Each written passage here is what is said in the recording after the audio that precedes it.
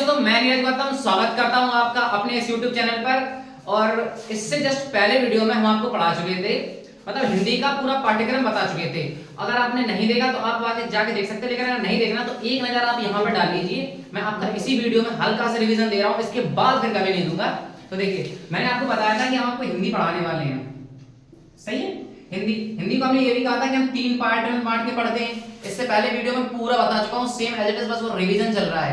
आप ये देख लीजिए। देखिए, हिंदी में हमने पहले कहा था हम खंड का में पढ़ेंगे, और फिर हमने इधर कहा था खंड खा पढ़ेंगे हम। हिंदी खंड का हो गया, खा हो गया, और इधर खंड गा हो गया। और इससे जस्ट पहले वीडियो में मैं एक चीज भूल गया था, ये मैंने चलो शायद गलती हो गई, पर्यायवाची शब्द यहाँ पर नहीं लिख पाया था, वो आई एक्सेप्ट दिस। सो यहाँ पर मैं लिख रहा हूँ, देखो सबसे पहले हमें पढ़ना है व्याकरण का हिस्सा, सही है। पहले वाले में पढ़ेंगे व्याकरण, और दूसरे में इधर हम पढ़ेंगे शब्द भंडारण, शब्द भंडार, और इधर फिर साहित्य, हिंदी साहित्य का इतिहास, हिंदी साहित्य का इतिहास, ठीक है। व्याकरण का सिलेबस आप समझते हैं, व्याकरण का सिलेबस। देखिए, इधर व्याकरण में सबसे पहला जो टॉपिक हम पढ़ते हैं वो होता है वर्णमाला। वर्णमाला ये सब पहले वीडियो में पढ़ा चुका हूं, मैं लिखवा चुका हूं। वर्णमाला, फिर संज्ञा, फिर सर्वनाम, फिर इधर विशेषण, फिर इधर क्रिया, अव्यय, संधि, समास, विराम चिन्ह, और इसी का हिस्सा है, यहां पे लिख दे रहा हूं, विराम चिन्ह, उपसर्ग, प्रत्यय, इसी का हिस्सा उपसर्ग प्रत्यय, ठीक है। और फिर आप वर्ण विन्यास, वर्तनी, वर्ण विन्यास कहो इसको या फिर कहो वर्तनी। ये सारा का सारा पूरा ये है व्याकरण का हिस्सा। इतना हिस्सा चलता है व्याकरण का। फिर इसके बाद शब्द भंडारण में इधर आते हैं, तो हम सबसे पहले इधर रस छंद अलंकार, इसी का हिस्सा रस छंद अलंकार,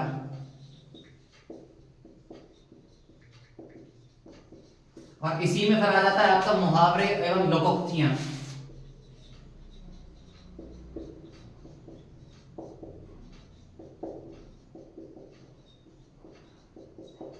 इसी में आ जाता है समानार्थी शब्द, इसी में पर्यायवाची शब्द, और इसी में विलोमार्थी शब्द, और इसी में आपके श्रुति सम भिन्नार्थक शब्द।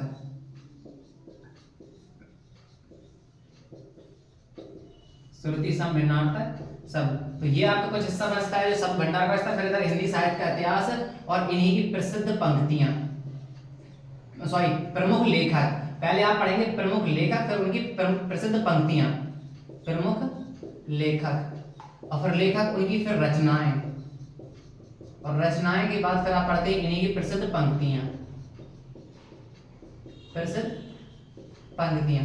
ये आपका एक हिंदी का पूरा सिलेबस रहता है, और इसी तरह से हम ये पूरे सिलेबस को हमने डिजाइन किया है। और इस तरह से फिर हम बस यहाँ से स्टार्ट कर रहे हैं। आज अगला टॉपिक आपका वर्णमाला, फिर इसके बाद वर्णमाला, संज्ञा, सर्वनाम, विशेषण, क्रिया, अव्यय, संधि, समास, विराम चिन्ह, उपसर्ग, प्रत्यय, वर्ण विन्यास, वर्तनी, और ये पूरा इस तरह से सिलसिलेवार हम चलते जाएंगे। इधर से चलें, हम यहाँ से सिलेबस को उठा रहे हैं, फिर ऐसे नीचे उतर चलेंगे पूरे यहाँ तक, जिस तरह हम प्रसिद्ध पंक्तियों पर आना, समझ लीजिए आपका सिलेबस अंतिम है, आपका सिलेबस लास्ट है, सही है। हम स्टार्ट कर रहे हैं अपना टॉपिक वर्णमाला। तो वर्णमाला स्टार्ट करने से पहले मैं एक छोटा सा किस्सा सुनाना चाहूंगा आपको। किस्सा क्या है, वो सब छोटी सी बात ही है। जब हम बचपन में छोटे होते हैं तो उस समय हम क्या करते, मम्मी पापा नहीं बोल पाते ढंग से, बोल पाते क्या, मम्मी पापा नहीं बोल पाते, बोलो मम्मी, बोलो पापा, ये सब नहीं चल पाता है। तो हम फिर हमको जब स्कूल भेज दिया जाता है, घर में ज्यादा परेशान करते हैं कि ये तो घर में तोड़फोड़ मचा रहे, एक काम करें इनको पढ़ने भेज, चलो इनको काली चौपटियां दो और ये पढ़ने जाएं, पढ़ेंगे लिखेंगे तो बनेंगे नवाब, खेलेंगे कूदेंगे हो जाएंगे खराब। ये सब कहावत है।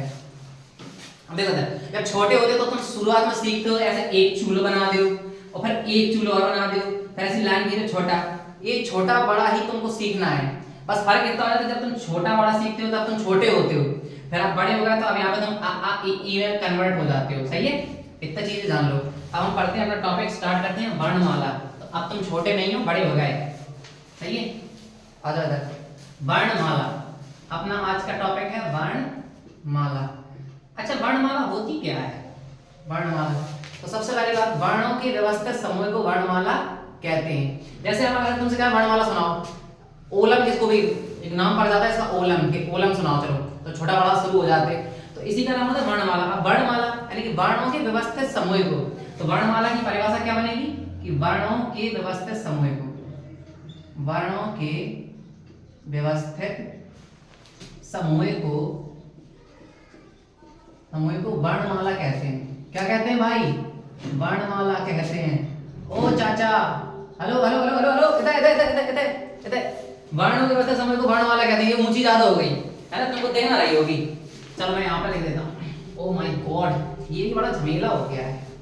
वर्णों के व्यवस्थित समूह को वर्णमाला कहते हैं। देखो ये भी मैंने मिटा दिया, सही है। यहाँ से देख लो तुम, ये लो, ये तो दिख ही रहा होगा चाचा, वर्णमाला, सही है।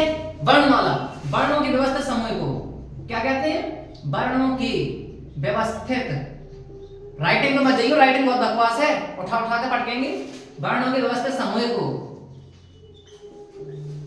वर्णमाला कहते हैं। क्या कहते हैं? वर्णों के व्यवस्थित समूह को वर्णमाला कहते हैं। हेलो चाचा चाचा, इधर इधर इधर, वर्णों के व्यवस्थित समूह को कहते हैं वर्णमाला कहते हैं। ध्यान नहीं भटकाना बिल्कुल भी।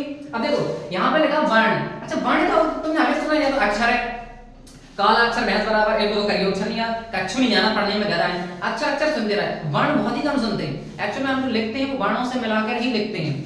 जैसे मैंने कहा, जैसे सपोज करो किसी का नाम ले लिया, मैंने कहा शिवम, देखो यहाँ पे ये शिवम, तो ये जो हमने शिवम लिख दिया यहाँ पे, देखो ये अपने आप एक पार्टिकुलर वर्ण, ये वर्ण, ये वर्ण, ये सारे वर्ण हैं, वर्णों को मिलाया तो एक शब्द बना, सही बात। अब यहाँ पे कह रहा है कि वर्णों की व्यवस्थित समूह को, व्यवस्थित मतलब क्या होता है? मतलब चीजें एक सही क्रम से लगी हो, सिलसिलेवार हो, एकदम हमको एक देखने में अच्छा लगे, एकदम आसानी हो। अब सोचो तुम हाईवे पे चल रहा है, हाईवे के ऊपर खा वाले व्यवस्थित है जी, तो जी व्यवस्थित नहीं है। और लेकिन अगर तुम हाईवे पे चल रहा है एकदम साए, तो गाड़ी यहाँ साए लगेगी। Very good. वर्णों के व्यवस्थित समूह को कहते हैं वर्णमाला। यानी कि आप जो छोटा बड़ा पढ़ते हैं, छोटा, फिर उसके बाद सीक्वेंस आता बड़ा, फिर छोटी, फिर बड़ी, फिर छोटा, फिर बड़ा, ऐसे एक सीक्वेंस में चला तो ऐसे छात्र ज्ञान तक चलते चल जाते हैं। उसी को कहते हैं व्यवस्थित, व्यवस्था, उसकी सही व्यवस्था। यानी कि वर्णों के ये जो वर्ण हैं, इन वर्णों को एक व्यवस्था में लगा देते हैं, तो एक इनका क्या बन जाता है? समूह बन जाता है। तो वर्णों के व्यवस्थित समूह को हम लोग क्या कहते हैं? चाचा, चाचा बोलेंगे वर्णमाला। क्या कहते हैं? वर्णमाला। Very good. अगर आप इतना सीख गए तो हम आगे बढ़ेंगे। अब देखिए, वर्णमाला में आगे बढ़ने से पहले हम ये सीखते हैं कि अक्षर और वर्ण में अंतर क्या होता है। हम अक्षर वर्ण या फिर ध्वनि, तो ध्वनि मान के चलो कि ध्वनि और वर्ण में क्या अंतर होता है। देखिए यहाँ पे लिखो, सबसे पहले आप यहाँ पे हेडिंग लिख सकते हो, ध्वनि एवं वर्ण में अंतर। ध्वनि एवं वर्ण में अंतर क्या होता है? देखो, हम जो भी बोल रहे हैं, हम जो भी भाषा बोल रहे हैं, तुम जो भी सुन पा रहे हो, ये सब भाषा अगर यहाँ पे और भी लोग बैठे हो तो वो भी सुन पाएंगे, 10 लोग और आ जाए तो वो भी सुन लेंगे, 1000 भी आ जाए तब भी सुन पाएंगे। अब कहोगे 1000 कैसे सुन पाएंगे? आवाज नहीं पहुंचेगी, मैं माइक लगा लूंगा। 1 लाख आ जाए तब मैं और ज्यादा साउंड बढ़ा दूंगा, लेकिन पहुंचेगी तो सबके पास। यानी कि हम मुंह से जो भी भाषा बोलते हैं, जो भी चीज बोल रहे हैं, जो ध्वनि निकल रही है, ये ध्वनि चारों तरफ फैल रही है, और यहाँ पे जो भी आ सकते हैं वो सब सुन सकते हैं। इधर भी बैठा हुआ वो सुन सकता है, इधर बैठा वो भी सुन सकता है, इधर बैठा हुआ वो भी सुन सकता है। तो ये ध्वनि होती है, यानी कि मुख से निकली ध्वनि जो आकाश में व्याप्त हो जाती है, जिस आकाश में व्याप्त हो गई, जो दिखाई नहीं दी, उसको या तो ध्वनि या इसी को कहते हैं अक्षर। लेकिन जब इस मुख से निकली ध्वनि को हम लिखित रूप दे देते हैं, तब कहलाता है ये वर्ण। क्या कहलाता है? वर्ण। तो मुख से निकली ध्वनि जो आकाश में व्याप्त हो जाती है, ये मुख से निकली जो आवाज, इसको कहते हैं हम ध्वनि। और मुख से निकली जो ध्वनि, इसको हमने लिखित रूप दे दिया, तो यही हमारा होता था वर्ण, और या फिर अक्षर। यहीं पर कह देते हैं, ये सारे अक्षर लेके रखे। तो देखो यहाँ पर ध्वनि और वर्ण में अंतर। मुख से निकली जो आवाज जो आकाश में व्याप्त हो जाती है, इसको कहते हैं ध्वनि, और मुख से निकली ध्वनि को ही लिखित रूप देना, इसको कहते हैं वर्ण। और वर्ण को ही दूसरा नाम हो जाता है अक्षर। वर्ण या अक्षर, सिंगल लिखा हो, वर्ण या अक्षर। और मुख से निकली ध्वनि जो आकाश में व्याप्त हो जाती है आवाज, उसको कहते हैं हम लोग ध्वनि। तो अक्षर और मतलब ध्वनि और वर्ण में ये आपका मेन डिफरेंस है। अगर ये हो गया, अगर आपसे कोई पूछ ले कि वर्णमाला की सबसे छोटी मौखिक इकाई, तो ध्वनि, वर्णमाला की सबसे छोटी लिखित इकाई तो अक्षर या फिर वर्ण। ठीक है, अब इसके बाद हम पढ़ते हैं वर्णमाला का डिवीजन, कि वर्णमाला का डिवीजन कैसे होता है। वर्णमाला में, अच्छा एक क्वेश्चन तक आंसर देना आप लोग कि वर्णमाला में कितने वर्ण होते हैं टोटल। बहुत सारे लोग कहते हैं 33 होते हैं, 48 होते हैं, कुछ लोग कहते हैं 49 होते हैं, कुछ 52, चिल्लाते रहते हैं। अब देखिए यहाँ पे वर्णमाला हमें क्लियर कर दे रहे हैं वर्णमाला।